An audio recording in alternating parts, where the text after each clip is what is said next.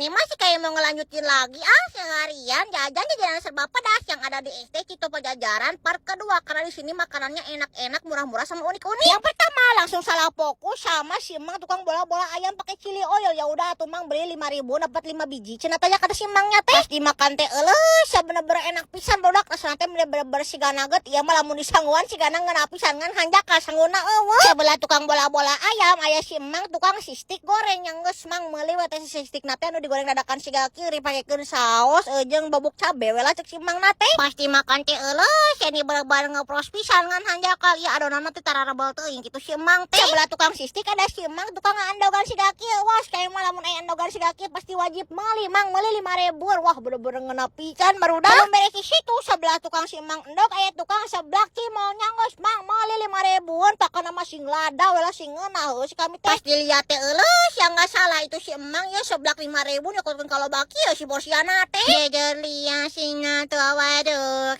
Ieu teh mending ngeuna pisan.